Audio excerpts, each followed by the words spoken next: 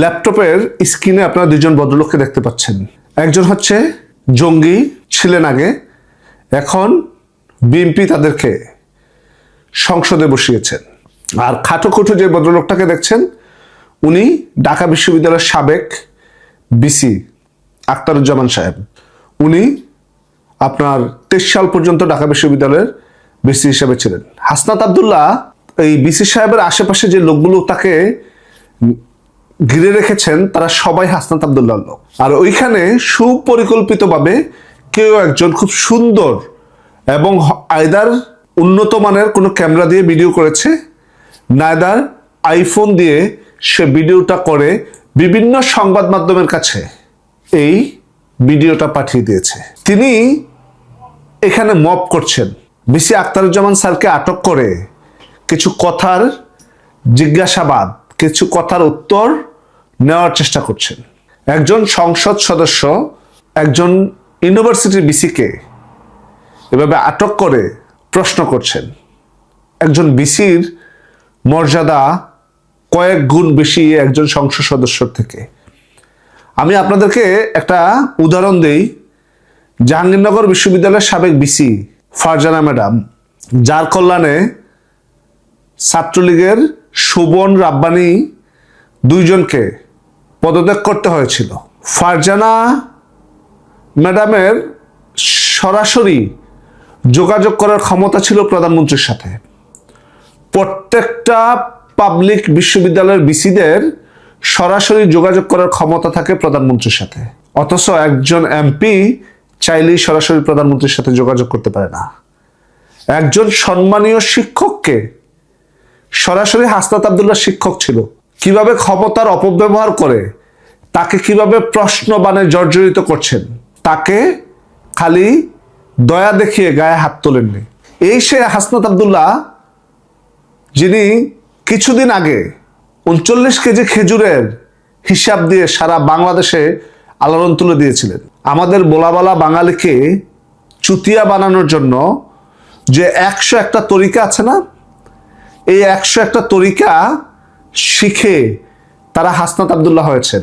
39 KG খেজুরের হিসাব তারা দিয়েছেন, কিন্তু তারা 24-এ যখন ক্ষমতা দখল করলো তখন বৃহত্তর কুমিল্লার যে 4টা জেলায় বন্যা হয়েছিল, নোয়াখালী, লক্ষ্মীপুর, ফেনী এবং কুমিল্লা, এই 4টা জেলার জন্য সমাজের উঁচু স্তর থেকে শুরু করে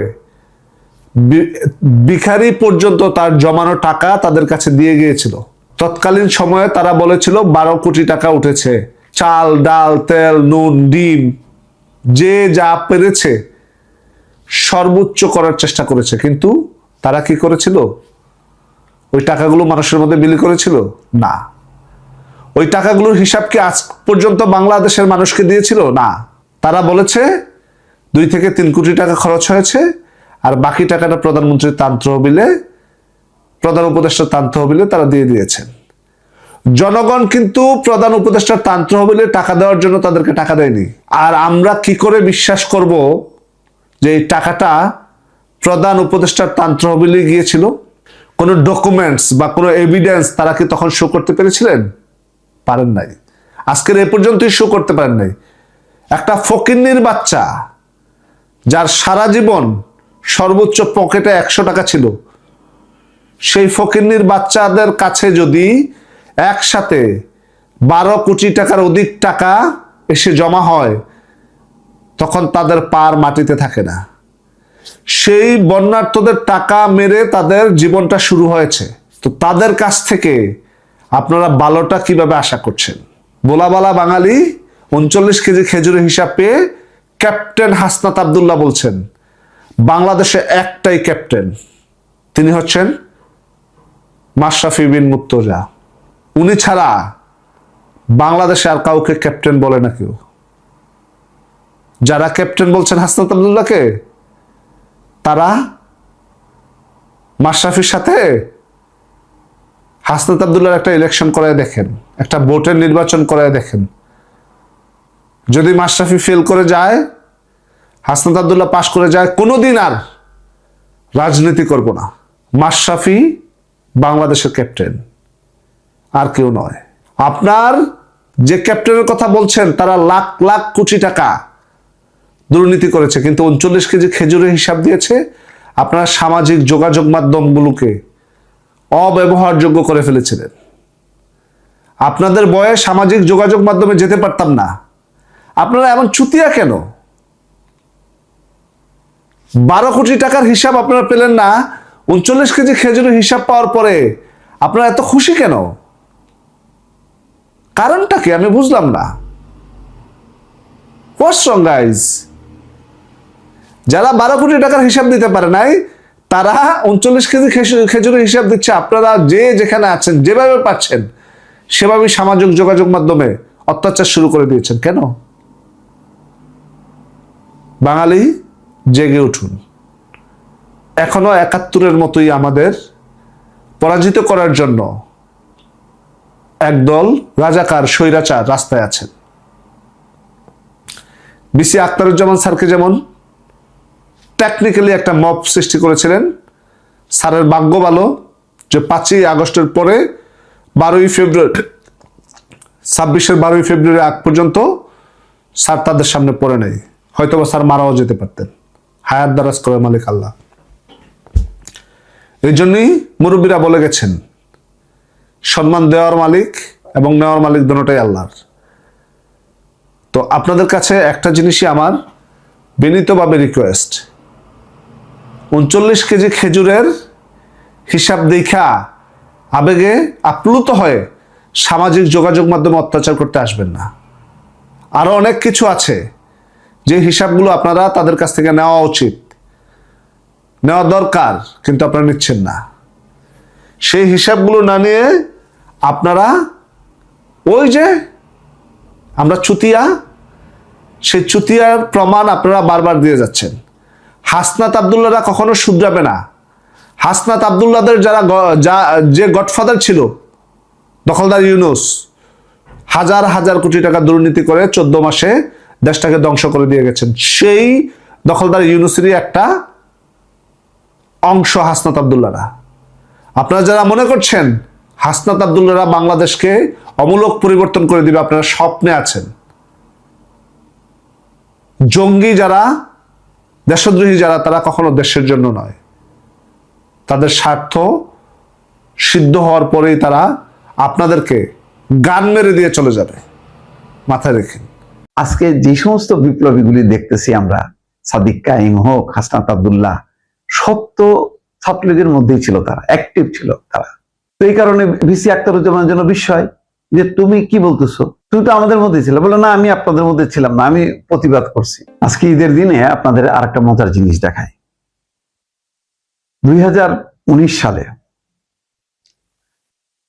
ঢাকা বিশ্ববিদ্যালয়ের টিএসসি 10 টাকায় চা, সিঙ্গারা, সমুচা পাওয়া যায়। এটা একটা অসাধারণ ঘটনা। এটা বলে বিখ্যাত হয়েছিলেন আখতারুজ্জামান, ভিসি আখতারুজ্জামান। সেই আখতারুজ্জামান আওয়ামী লীগ আমলে, সে আখতারুজ্জামান মুখোমুখি হয়েছে হাসনাত আব্দুল্লাহ।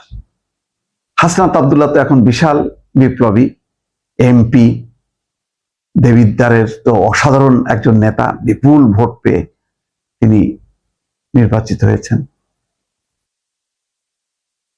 সেই হাসনাত আব্দুল্লাহর মুখোমুখি হয়েছেন সেই ভিসি আখতারুজ্জামান। তারপরে কি হলো এটা একটু দেখাই আপনাদেরকে।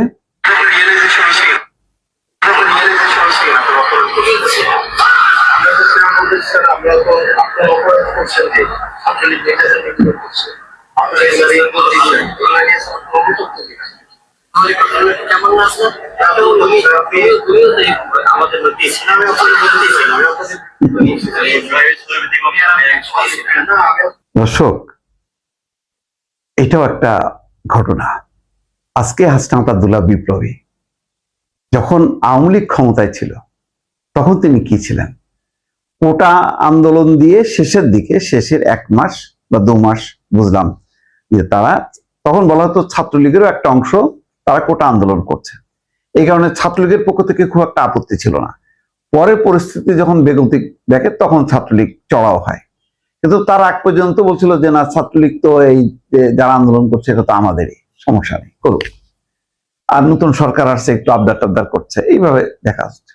এখন হাসনাত আব্দুল্লাহ বলতেছে যে কোথায় জানি না মুখোমুখি হয়েছে ওই ভিসি আখতারুজ্জামান, চা সিঙ্গারা ভিসি আখতারুজ্জামানের সঙ্গে হাসনাত আব্দুল্লাহ। তো বলছে আপনি অনুতপ্ত কিনা? তো বলে অনুতপ্ত, কিসের অনুতপ্ত? তো বলছে যে আপনি অপরাধ করছেন, ছাত্রলীগ যে নির্যাতন করছে। এটা তুমি কেমনে বললা? তুমি তো আমাদের মধ্যেই ছিলা। না, আমি আপনাদের মধ্যে ছিলাম না।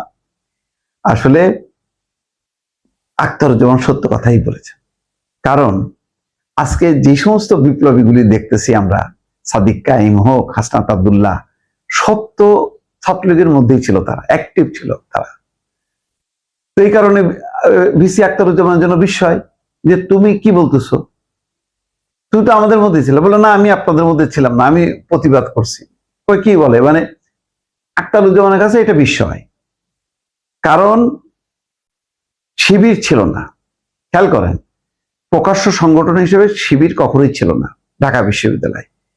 তাহলে কি তারা কি মানে অস্তিত্ববিহীন ছিল? না, ছিল। তারা ছাত্রলীগের মধ্যে ছিল। ছাত্রদল প্রকাশ্যে ছিল, সেজন্য ছাত্রদল টিকতে পারেনি, তার কোনো অবস্থান সে ধরে রাখতে পারেনি, যার জন্য বিশ্ববিদ্যালয়ে তার নির্বাচনে এরকম মানে ভরাডুবি। কিন্তু শিবির তো মিশেছিল ছাত্রলীগের সঙ্গে। যখন আওয়ামী লীগের পতন হলো, তারপরে বলছে না আমরা তো ছাত্রলীগ না, আমরা হচ্ছি শিবির। তো ওই আখতারুজ্জামান, ওনারা তো আর বোঝে না, যারাই ছাত্রলীগ বলে মনে করে সবাই ছাত্রলীগ, এবং শিবিরের কারা ছাত্রলীগ অরিজিনাল, এটা তো তার পক্ষে ধরা সম্ভব না। এই জন্য বলতেছে তুমি তো আমাদের মধ্যেই ছিলা। আসল কথাটা কিন্তু বলে দিছে। এইটাই কিন্তু মানে গণমাধ্যমে, টেলিভিশনে সবাই কিন্তু এই আলোচনাটাই করছে যে তারা আজকে যে লম্বা লম্বা কথা বলতেছে, অভ্যুত্থান করছে, তারা এই লম্বা সময়, এই 15 বছরে তারা কোথায় ছিল? তাদের অবস্থানটা কোথায় ছিল? কারা হেলমেট পরে অত্যাচার করছে? এবং বলা হয় যে ছাত্রলীগের মধ্যে যেগুলি হেলমেট বাহিনী ছিল, এগুলি হচ্ছে আসল শিবির। তারা ছাত্রলীগ প্রমাণ করার জন্য আরো বেশি অত্যাচারীর ভূমিকায় অবতীর্ণ হয়েছে। এই অভিযোগগুলি কি অস্বীকার করা যাবে? আজকে আখতারুজ্জামান বলে ফেলছে না, তুমি এটা কি বললা, তুমি তো আমাদের মধ্যেই ছিলা।